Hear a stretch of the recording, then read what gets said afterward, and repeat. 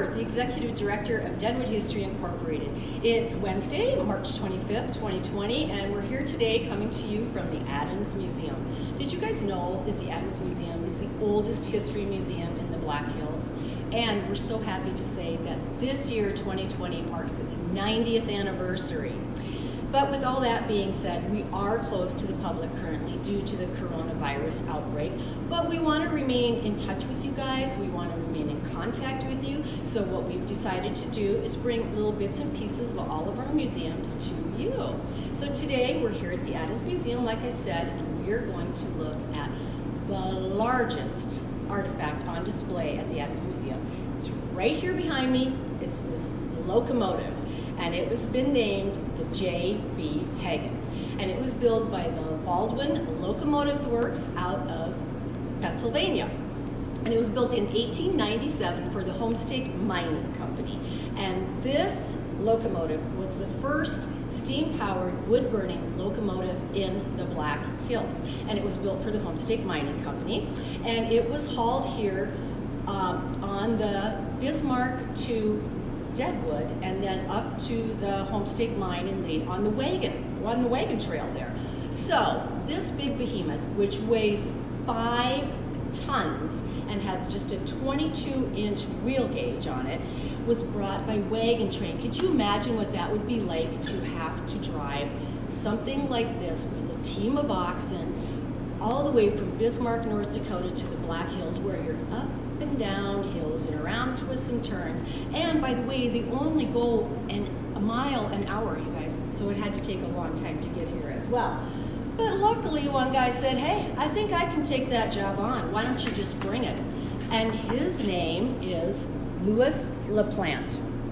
He was a well-respected and well-regarded wagon master at the time, and he was said to have one of the best bull teams in the area. So the J.B. Haggin was definitely in good hands with this guy on the job. And I must say, he cleans up pretty well, doesn't he? He's got that big bushy mustache and a really great suit on. I think he looks kind of handsome there. So that's Mr. LaPlante. And once the J.B. Haggin got here up to the Homestake Gold Mine, it was immediately put to work. It brought timber into the mine and all kinds of other mining supplies, because as you know, if you're going to have a mine, you need timber, timber, timber. And then what it did also was it took the ore out of the mine to the refineries, to the mills to get refined. And this engine could haul 15 train cars in one trip, which would carry 30 tons of ore. I mean, can you imagine? That's a lot. So this definitely is the little engine that could. You guys knew I had to do that, so I just got it out of the way there. So you might be wondering, okay, so it's called the J.B. Haggin. What does the J.B. Haggin stand for? What is it, or who is it? Well, J.B. Haggin was James Ben Ali Haggin, and he lived in San Francisco, and he was filthy rich, very wealthy. He was a lawyer and he was a venture capitalist. And when he died in 1919, his worth was valued at $50 million. And in today's dollar market, that would be $1.2 billion. If he was around today, this guy would be hanging out with Jeff Bezos, Bill Gates, and my favorite billionaire, the incomparable Warren Buffett. So he was in with a good crowd, or would have been in with a good crowd. The other venture capitalist of the three was George Hearst, as we all know, because he made his vast fortune investing in all kinds of gold mining operations throughout the Western American frontier. And then the last of those three original investors was Lloyd Tevis, and he was no slouch either. He was the president of Wells Fargo. So you had three very wealthy, very influential men who originally invested in 1877 in the Great Homestake Gold Mine. Now, the J.B. Haggin, it had a 21-year career with the Homestake Gold Mine. It was retired out of service in 1901, and that was because, it wasn't because it was falling apart or anything like that. The reason was because Homestake decided to change locomotives from steam-powered to being powered by compressed air. So that's the reason. And then in 1932 I should say, the J.B. Haggin found its new forever home right here at the Adams Museum.